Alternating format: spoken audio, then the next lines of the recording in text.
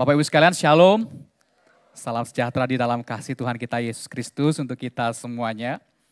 Belakangan ini khotbah-khotbah kita di ibadah minggu terus berbicara mengenai mujizat demi mujizat yang Tuhan Yesus lakukan pada waktu Ia menjadi manusia. Bapak Ibu sekalian, Alkitab itu memang menyebutkan bahwa mujizat itu merupakan tanda-tanda ajaib yang menunjukkan bahwa Sang Mesias itu ada di tengah-tengah umatnya pada waktu itu. Pada suatu ketika Bapak Ibu sekalian, dalam keraguannya, Yohanes Pembaptis ketika masih di dalam penjara, itu mengutus para muridnya untuk datang kepada Yesus. Murid-murid itu diutus kepada Yesus untuk bertanya langsung kepada Tuhan Yesus. Dikatakan begini, ayatnya boleh ditampilkan. Apakah Engkau adalah Mesias yang sudah dinubuatkan kedatangannya? Ataukah kami harus menunggu yang lain? Nah, ketika Tuhan Yesus ditanya seperti ini, maka jawaban Tuhan Yesus adalah, Yesus menjawab mereka katanya, pergilah dan katakanlah kepada Yohanes apa yang kamu dengar dan kamu lihat. Orang buta melihat, orang lumpuh berjalan, orang kusta menjadi tahir, orang tuli mendengar, orang mati dibangkitkan, dan kepada orang miskin diberitakan kabar baik. Dan berbahagialah orang yang tidak menjadi kecewa dan menolak aku, kata Tuhan Yesus. Nah, arti perkataan ini Bapak Ibu sekalian adalah melalui tanda-tanda ini orang buta disembuhkan, orang tuli mendengar, ada mujizat, orang mati dibangkitkan, bahkan orang mati dibangkitkan, semuanya ini menunjukkan bahwa ya, akulah Sang Mesias itu. Mujizat yang Tuhan Yesus lakukan, tujuan utamanya untuk menyatakan bahwa ialah Sang Mesias itu. Satu-satunya pribadi yang sanggup membuat mujizat, bukan saja mujizat kesembuhan Bapak Ibu sekalian, tapi juga mujizat keselamatan bagi umatnya. Nah, dari gambaran ini Bapak Ibu sekalian, kita melihat bahwa sebetulnya setiap kesembuhan karena mujizat dari Tuhan Yesus, setiap kesembuhan karena mujizat dari Tuhan Yesus yang Tuhan Yesus lakukan itu bukan tujuan utamanya. Bukan tujuan utamanya. Melainkan tujuan akhirnya adalah agar mereka sungguh-sungguh percaya bahwa Yesus adalah Sang Mesias, Juru Selamat hidup mereka. Jikalau Bapak Ibu mengalami suatu peristiwa yang mungkin itu mujizat dari Tuhan, namun tidak sampai kepada pertobatan dan iman kepada Yesus Kristus, iman yang sungguh-sungguh kepada Yesus Kristus, maka itu tidak berguna untuk hidup yang kekal. Percuma Bapak Ibu sekalian. Jikalau kita mungkin hanya orang Kristen biasa, tidak pernah mengalami suatu peristiwa yang wah dalam hidup kita, katakanlah mujizat, tidak pernah Bapak Ibu sekalian. Namun kita adalah seorang Kristen yang mengasihi Allah dengan sungguh, yang hidup takut akan Allah, maka itu jauh lebih penting. Jauh lebih penting. Puji Tuhan Bapak Ibu sekalian, seandainya ya Bapak Ibu mengalami mujizat yang luar biasa dari Tuhan dalam hidup Bapak Ibu sekalian. Dan kemudian Bapak Ibu mempersembahkan hidup kepada Tuhan dan bersaksi agar orang lebih banyak lagi kenal Tuhan Yesus. Itu luar biasa. Daripada kita seperti 9 orang kusta Bapak Ibu sekalian menerima mujizat dari Tuhan. Menerima ya, ada 10 ya orang kusta ya. Menerima mujizat dari Tuhan, kesembuhan dari Tuhan, tapi datang saja kepada Tuhan Yesus, enggak loh Bapak Ibu sekalian. Datang saja untuk mengucap syukur kepada Tuhan, tidak. Jangan sampai seperti itu. Nah Bapak Ibu sekalian, belakangan ini kita terus berbicara tentang mujizat.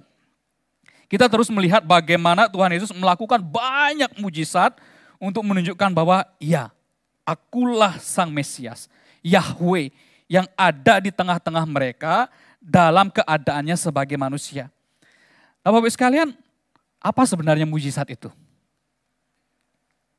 Apa sebenarnya Bapak Ibu sekalian mujizat itu?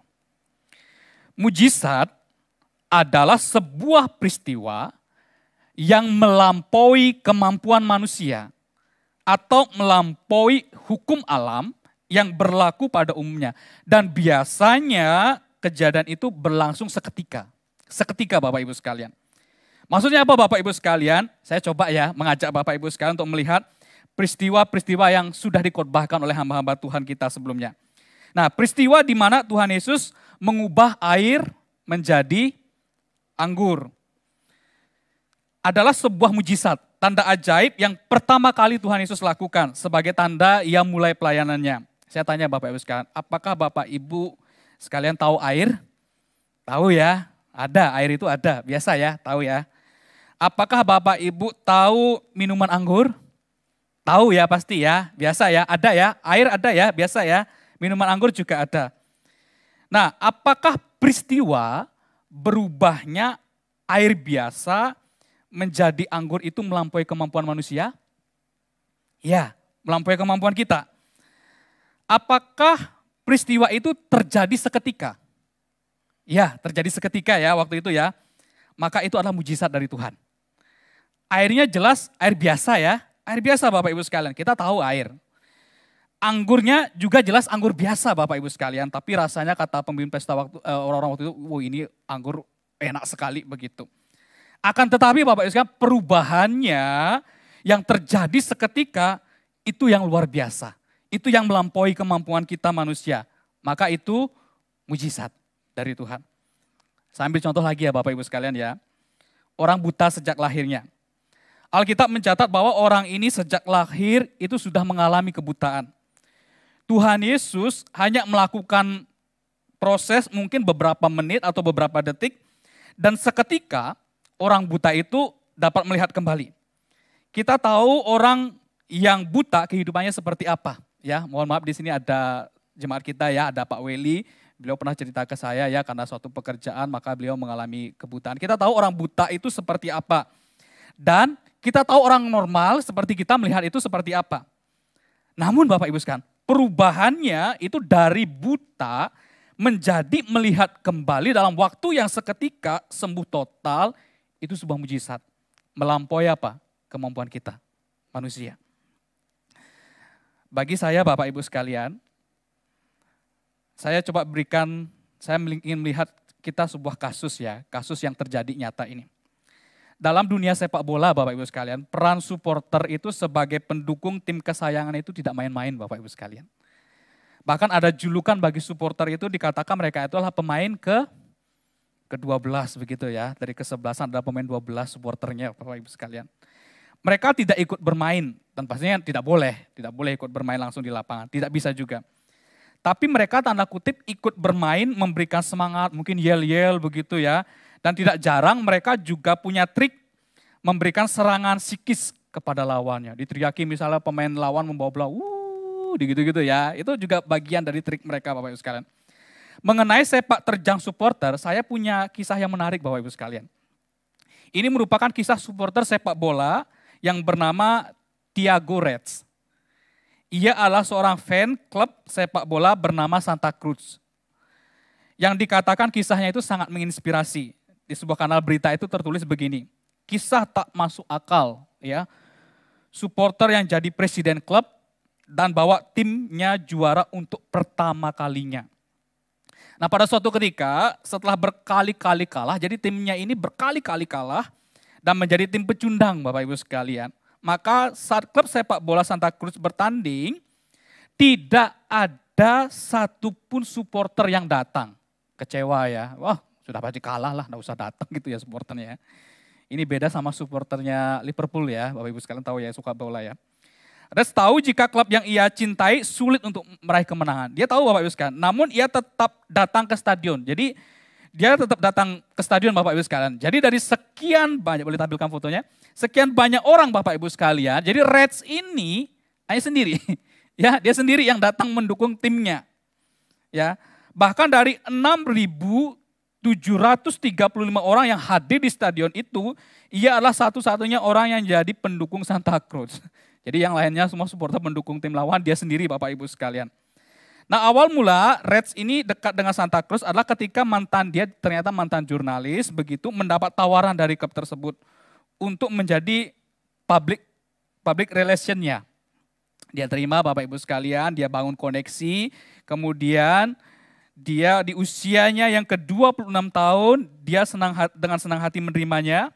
Nah kemudian Bapak Ibu sekalian, setelah dia kemudian ditawarin menjadi manajer, dia masuk ke dalam sistem klub itu, membenahi sana sini. Kemudian tanpa diduga Bapak Ibu sekalian, klub ini berkembang. Dan akhirnya Bapak Ibu sekalian, ya masuk ke final. Kemudian melawan So Jose Football di laga final Copa Gaucha, sebuah turnamen tahunan yang diselenggarakan Rio Grande do Sul, negara bagian selatan Brazil, dan menang Bapak Ibu sekalian dengan skor 4-3. Bisa lihat fotonya Bapak Ibu sekalian. Kita lihat Bapak Ibu sekalian ini perbandingannya ya, dia waktu jadi supporter sendirian begitu ya. Kemudian akhirnya dalam beberapa tahun dia membawa tim itu menang Bapak Ibu sekalian, menang juara. Nah pertanyaan saya begini Bapak Ibu sekalian, dari kisah ini mulai dari klub yang tidak pernah berprestasi, orang banyak yang berpikir tidak mungkin lah. Tidak mungkin klub seperti ini bisa menjadi juara. Bahkan tidak mendapatkan dukungan dari pemain ke-13, ke-12 tadi Bapak Ibu sekalian. Hanya satu saja yang setia mendukung, kemudian orang itu masuk ke dalam sistem, kemudian membenahi sana sini, dan kemudian akhirnya klub itu menjadi juara untuk pertama kalinya dalam waktu 107 tahun mereka tidak pernah juara Bapak Ibu sekalian. Saya tanya, apakah ini mujizat atau kerja keras? Mujizat atau kerja keras Bapak Ibu sekalian? Dan tidak mungkin loh. Kerja keras ya Bapak Ibu sekalian ya. Nah Bapak Ibu sekalian sudah bisa membedakan ya. Yang dimaksud dengan mujizat di dalam pandangan Alkitab itu adalah suatu peristiwa yang melampaui kemampuan atau kemampuan kita atau hukum alam yang berlaku. Dan umumnya peristiwa itu terjadi seketika. Kalau kisah Tiagoras tadi Bapak Ibu, saya percaya itu masih dalam kemampuan manusia. Itu masih dalam kemampuan manusia, batas kemampuan manusia. Meskipun dengan usaha kerja keras, memang tidak mudah Bapak Ibu sekalian dan juga butuh proses. Maka keberhasilan yang mereka raih semuanya itu masih dalam batas kemampuan manusia. Maka itu bukan mujizat. Air biasa tiba-tiba dalam waktu seketika berubah menjadi anggur, itu mujizat. Orang yang buta total sejak lahir dengan proses yang begitu cepat oleh Tuhan Yesus kemudian menjadi melihat kembali, itu mujizat. Orang yang lumpuh di kolam Bethesda dikatakan selama 38 tahun. Kemudian seketika disembuhkan oleh Tuhan Yesus dan ia bisa berjalan normal kembali, itu mujizat. Kalau saya sakit Bapak Ibu sekalian, sakitnya cukup parah nih Bapak Ibu sekalian. Saya pergi ke rumah sakit, pergi ke dokter Novian begitu ya. Diobati oleh dokter Novian dan setelah 3 hari saya sembuh, sekalipun sakitnya itu parah Bapak Ibu sekalian, maka itu bukan mujizat. Bukan mujizat. Nah, jika saya diponis mengidap penyakit yang berbahaya, katakanlah kanker begitu. Dokter sudah angkat tangan Bapak Ibu sekalian. Saya diponis hanya akan bertahan 1 minggu saja, 7 hari Bapak Ibu sekalian. Dan setelah hari ke-6, saya hitung-hitung hari ya. Hari pertama, hari kedua, hari ketiga, hari keempat, hari kelima, hari ke-6 mulai was-was Bapak Ibu sekalian ya. Was-was setengah mati Bapak Ibu sekalian. Besok bagaimana ya, begitu ya. Apakah saya akan mati atau bagaimana? Malamnya Bapak Ibu sekalian saking takutnya ya telepon Kak Ai, telepon Kak Airin begitu ya. Telepon semua Penatua, telepon Kak Yudi, telepon Pak Daniel. Aduh bagaimana ini setengah mati takutnya. Kemudian berdoa kepada Tuhan. Tuhan, kalau besok saya dipanggil oleh Tuhan, tolong ampuni saya. Kemudian ingat Bapak Ibu sekalian, iya masih ada hutang saya Tuhan. Masih ada hutang saya sama Pak Joko Tuhan. Tapi ya sudah kadang besok katanya sudah dipanggil oleh Tuhan. Sambil menangis, sambil takut, terus berdoa tanpa sadar tertidur lelap Bapak Ibu sekalian. Besok pagi bangun, masih cek ruangannya. Buka matanya sedikit gitu ya, lihat-lihat kanan kiri. Kira-kira ada di mana Bapak Ibu sekalian? Di surga atau di mana? Ternyata masih hidup. Kemudian dia cek benjolan kankernya Bapak Ibu sekalian, di dadanya. Tidak ada. Tidak ada. Ini mujizat dari Tuhan. Jadi Bapak Ibu sekalian, sebuah peristiwa itu dapat dikatakan sebuah mujizat apabila peristiwa itu adalah sebuah kejadian yang luar biasa, melampaui kemampuan manusia dan hukum alam pada umumnya. Sebuah peristiwa yang terjadi seketika atau dalam waktu yang sangat cepat. Dan peristiwa ini hanya dapat dilakukan oleh kuasa Allah sendiri atau orang yang diperkenan oleh Tuhan. Nah, Bapak Ibu sekalian, minggu ini kita melihat peristiwa mujizat di mana Tuhan Yesus berjalan di atas air. Peristiwa ini jelas melampaui kemampuan manusia. Ada di sini yang bisa berjalan di atas air? Tidak ada, Bapak Ibu sekalian. Juga melampaui hukum alam. Terjadi seketika waktu itu. Ini jelas mujizat. Mari kita melihat kebenaran firman Tuhan dari Injil Matius 14 ayat 22 sampai 33. Kita akan memperhatikan dengan sungguh-sungguh kebenaran firman Tuhan ini melalui suara Alkitab audio ya. Boleh mengikuti di dalam Alkitab audio.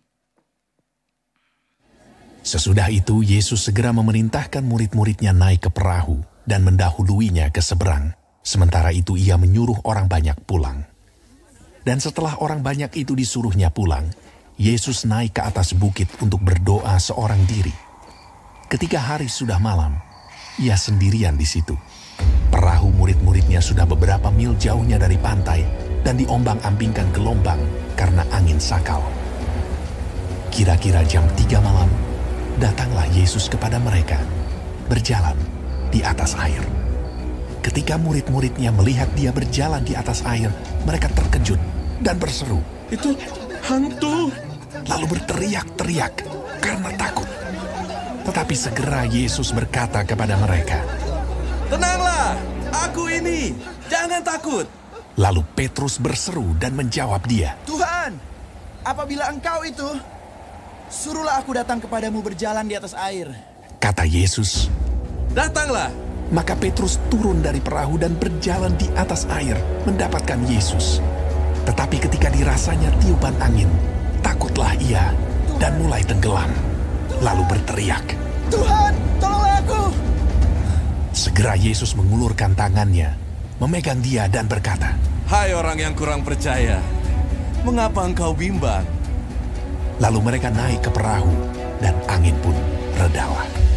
Dan orang-orang yang ada di perahu menyembah dia. Katanya, "Sesungguhnya engkau anak Allah." Bapak Ibu Sesudah sekalian, kisah yang tadi kita baca itu diawali dengan perintah Tuhan Yesus kepada muridnya untuk lebih dahulu kalian pergi menyeberang. Dan Yesus dikatakan, "Aku akan pergi ke atas bukit seorang diri untuk berdoa." Mengapa harus di atas bukit, Bapak Ibu sekalian? Di sini bukan masalah tempatnya ya, kalau berdoa mesti harus ke atas bukit, bukan Bapak Ibu sekalian. Namun ada waktu yang khusus, yaitu waktu pribadi di dalam keheningan, tanpa gangguan dari apapun atau dari siapapun, kita datang bersekutu di dalam doa. Nah, Bapak Ibu yang melayani Tuhan harus dengarkan ini baik-baik. Pelayanan itu bisa saja berjalan dengan baik secara organisasi, itu bisa. Namun yakinlah Bapak Ibu sekalian, tanpa hubungan masing-masing pribadi dengan Tuhan, khususnya di dalam doa, maka percayalah bahwa pelayanan yang Bapak Ibu lakukan adalah mungkin baik di mata manusia. Kelihatannya baik, lancar begitu ya, acara berjalan dengan baik. Namun belum tentu diperkenan oleh Tuhan. Ada orang yang beralasan begini, "Aku sibuk, terlalu sibuk. Tidak ada waktu untuk Tuhan. Tidak ada waktu mengambil waktu pribadi untuk Tuhan. Sudah sibuk kerjaan, ditambah lagi sibuk gereja pelayanan." Waduh, ini double lagi begitu. Bapak Ibu sekalian, kita melihat kurang sibuk apa sih Tuhan Yesus. Sampai-sampai Alkitab mencatat makan pun seringkali mereka tidak sempat. Coba di sini yang seringkali datang melayani rapat makan masih ada? Masih ya, enak ya, makannya masih enak. Masih ada Bapak Ibu sekalian. Dalam Markus 6 ayat 31 dikatakan begini. Lalu ia berkata kepada mereka, "Marilah ke tempat yang sunyi supaya kita sendirian dan beristirahatlah seketika." Saking capeknya pelayanan Tuhan Yesus, orang banyak waktu itu Bapak Ibu sekalian. Sebab memang begitu banyaknya orang yang datang dan yang pergi. Sehingga makan pun mereka tidak sempat. Namun Tuhan Yesus memberikan teladan bagi kita, ambil waktu pribadi dan berdoalah. Kemudian setelah Yesus berpisah dengan para muridnya, maka perahu para murid itu sudah berjarak beberapa mil jauhnya dan dikatakan diterjang oleh angin badai. Mereka begitu ketakutan Bapak Ibu sekalian, begitu ketakutan mereka berteriak-teriak. Mungkin ada yang berkata, kita mati sekarang ini, kita mati sekarang, kita binasa sekarang. Ingat Bapak Ibu sekalian, tadi yang menyuruh mereka pergi dengan perahu adalah Tuhan Yesus. Adalah Tuhan Yesus.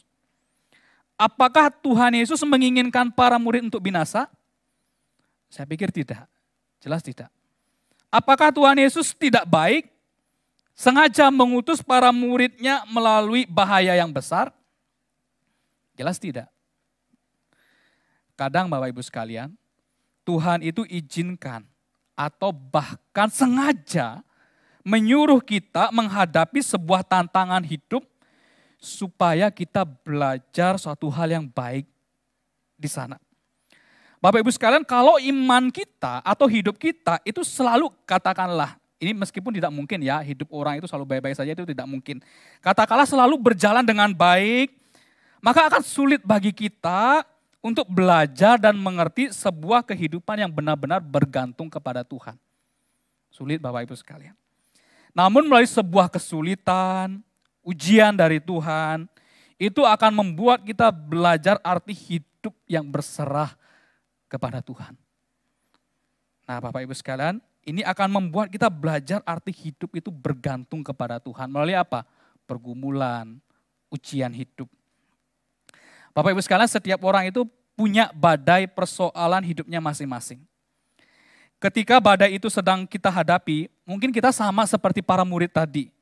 Sudah berteriak di dalam doa-doa kita kepada Tuhan, sepertinya belum ada pertolongan dari Tuhan. Belum ada pertolongan dari Tuhan. Berteriak loh Bapak Ibu sekalian. Maka perkataan dari Tuhan Yesus sangat jelas dikatakan begini ketika itu. Aku ini, tenanglah. Aku ini, jangan takut. Jangan takut. Aku Tuhanmu yang berkuasa melebihi badai pergumulanmu. Jangan hatimu dikuasai oleh ketakutan. Aku ini Tuhanmu yang telah menciptakan segala sesuatunya. Aku juga yang berdaulat penuh atas hidupmu. Aku ini Tuhanmu. Jangan hatimu dikuasai oleh kekhawatiran. Sebelum mereka menghadapi badai hidup yang begitu menakutkan Bapak Ibu sekalian, sampai mengancam nyawa mereka, mungkin para murid itu belum pernah berteriak-teriak, belum pernah sadar diri akan kelemahan diri di mana mereka harus bergantung sepenuhnya kepada pertolongan Tuhan. Dan di saat ini Bapak Ibu sekalian, Tuhan Yesus datang kepada mereka, berjalan di atas air. Seolah-olah Tuhan Yesus itu berkata begini, ketakutan terbesarmu saat ini adalah badai yang sedang mengamuk kan, yang sedang mengamuk dengan begitu keras, bahkan yang mengancam nyawamu. Namun lihatlah, aku berjalan di atas air ini dan di dalam badai ini. Kuasaku melampaui pergumulanmu saat ini. Tuhan Yesus mengatakan apa? Tenanglah, aku ini, jangan takut, jangan takut. Saya percaya Bapak Ibu sekalian, mujizat di mana Tuhan Yesus berjalan di atas air ini dengan segala situasi yang terjadi pada waktu itu, bukan hanya sekedar sebuah demonstrasi, oh Tuhan menunjukkan kuasanya, ini loh aku Tuhan loh bisa berjalan di atas air. Namun lebih dari itu Tuhan mau supaya sekalipun situasi yang sulit terjadi, bahkan sampai mengancam nyawa kita, bahkan yang membuat kita khawatir, membuat kita takut, kita belajar untuk berserah kepada Tuhan. Pegang janji Tuhan Bapak Ibu sekalian. Tenanglah, aku ini, jangan takut. Dan mari belajar percaya kepada Tuhan seperti kata pemazmur. Dikatakan begini, waktu aku takut, aku ini percaya kepadamu. Kita baca sama-sama ayat firman Tuhan ini. 1, 2, 3. Waktu aku takut, aku ini percaya kepadamu. Waktu aku takut, aku ini percaya kepadamu. Saya punya kata-kata yang menarik Bapak Ibu sekalian, dikatakan begini. Sebagai manusia yang terbatas, kita bisa mengalami ketakutan, bisa? Bisa ya, saya juga bisa Bapak Ibu sekalian. Kita bisa mengalami ketakutan dan kekhawatiran, bisa. Saya bisa khawatir, Bapak Ibu sekalian bisa khawatir? Bisa. Namun sebagai orang percaya, kita tidak boleh dikuasai oleh ketakutan atau kekhawatiran. Bisa khawatir? Bisa. Tapi apa? Tidak boleh dikuasai oleh ketakutan dan kekhawatiran. Kita baca sama-sama kalimat ini ya. 1, 2, 3. Sebagai manusia yang terbatas, kita bisa mengalami ketakutan dan kekhawatiran. Namun sebagai orang percaya, kita tidak boleh dikuasai oleh ketakutan atau kekhawatiran. Kita tidak boleh dikuasai oleh ketakutan dan kekhawatiran. Kita lemah Bapak Ibu sekalian, bisa khawatir, bisa takut. Tapi dikatakan jangan sampai dikuasai. Sampai-sampai kita berputus asa, tidak tahu harus berharap kepada siapa lagi. Nah Bapak Ibu sekalian, ketika Tuhan Yesus mengatakan janjinya, tenanglah aku ini jangan takut. Menariknya Bapak Ibu sekalian, Alkitab mencatat ada seorang muridnya yang kemudian berkata kepada Tuhan Yesus, Tuhan, apabila itu Engkau, suruhlah aku datang kepadamu berjalan di atas air juga. Menurut saya Bapak Ibu sekalian, iman Petrus ini luar biasa loh. Ia mulai percaya kepada Tuhan, imannya mulai lebih besar daripada ketakutannya. Dan Tuhan Yesus berkata apa? Datanglah. Petrus turun dari perahu dan hal besar itu mulai terjadi. Petrus berjalan di atas air. Petrus tidak hanya melihat mujizat yang Tuhan Yesus lakukan Bapak Ibu sekalian yang begitu luar biasa. Namun dikatakan Petrus juga mengalami mujizat itu, melakukan itu juga Bapak Ibu sekalian. Saya percaya Bapak Ibu sekalian bahwa ada orang-orang Kristen tertentu yang mempunyai iman yang luar biasa kepada Tuhan. Dan mereka mengalami sendiri pertolongan yang luar biasa dari Tuhan atas pergumulan yang mereka hadapi. Ada banyak kisah Bapak Ibu sekalian. Nah Bapak Ibu sangat mungkin ada atau sebagian orang Kristen di mana level iman mereka itu sudah sampai kepada tahap yang demikian. Namun sebagian lagi Bapak Ibu sekalian belum tentu sampai ke level iman yang demikian. Sangat mungkin Bapak Ibu sekalian iman kita itu seperti seorang ayah yang rindu kita menerima pertolongan dari Tuhan. Namun hatinya apa? Belum sungguh-sungguh percaya. Belum sungguh-sungguh percaya, bahkan ragu. Dan saat itu mungkin kita berkata, Tuhan tolonglah saya yang tidak percaya ini. Tuhan tolonglah saya yang tidak percaya ini, yang ragu-ragu ini. Sangat mungkin juga Bapak Ibu sekalian, iman kita adalah iman yang telah menerima kebaikan dari Tuhan, mujizat dari Tuhan. Namun kita belum mengenal Tuhan Yesus dengan benar. Atau mungkin saja iman kita seperti Petrus tadi Bapak Ibu sekalian. Yang awalnya begitu percaya kepada Tuhan, namun setelah menjalani proses demi proses yang tidak mudah, akhirnya sudah kita kembali meragukan Tuhan.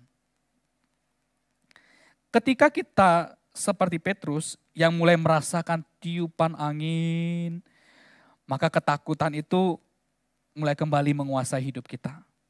Dan akhirnya kita mulai tenggelam kembali dengan pergumulan kita. Petrus mulai dikuasai oleh ketakutannya dan ia berteriak apa? Tuhan, tolonglah aku.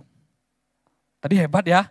Sudah mulai loh Bapak Ibu sekalian, sudah mulai berserah, percaya penuh, imannya luar biasa saya katakan. Luar biasa sekali dan Petrus mengalami juga mujizat luar biasa Bapak Ibu sekalian. Tapi ketika prosesnya sulit, Petrus kembali tenggelam dan berkata, Tuhan tolonglah aku. Mungkin kita seperti Petrus.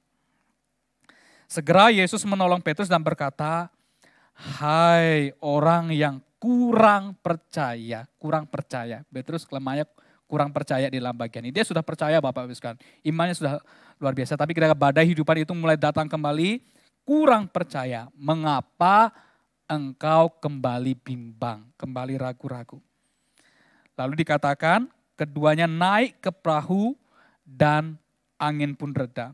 Orang-orang yang ada di perahu itu menyembah dia, katanya, sesungguhnya engkau anak Allah. Bapak Ibu sekalian, di akhir khotbah ini mari kita renungkan iman kita masing-masing. Saya yakin setiap kita memang level imannya berbeda-beda, tidak sama. Tidak sama. Mungkin ada orang yang seperti Petrus yang begitu luar biasa percaya berserah kepada Tuhan. Saya sendiri mau belajar, percaya berserah kepada Tuhan. Tidak mau dikuasai oleh ketakutan, oleh kekhawatiran. Namun ketika badai hidup itu mulai datang, pergumulan itu datang, aduh sulit deh rasanya, tidak mungkin.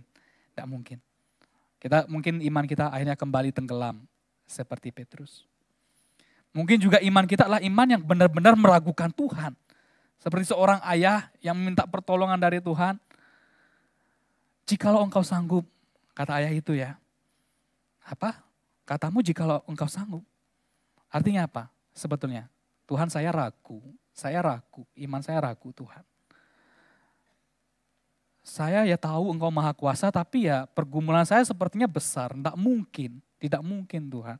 Saya ragu. Mungkin kita seperti itu Bapak Ibu sekalian. Dan di atas semuanya itu Bapak Ibu sekalian, kita mohon agar kasih karunia Tuhan turun atas kita. Pertolongan Tuhan turun atas kita, menjamah iman kita masing-masing. Mungkin hidup kita ini adalah hidup yang terbatas. Kita mohon Tuhan lingkupi iman saya yang terbatas ini. Baik pada waktu iman kita sanggup untuk percaya sungguh-sungguh kepada Tuhan, maupun saat kita lemah dan tergoda untuk meragukan Tuhan. Kita mohon kasih karunia daripada Tuhan. Bahkan dengan pengenalan-pengenalan kita yang mungkin belum semestinya Bapak Ibu sekalian, belum kenal Tuhan dengan tepat. Kita datang kepada Allah. Memohon agar kasih karunia-Nya dianugerahkan untuk menguatkan setiap iman kita masing-masing. Mari kita berdoa.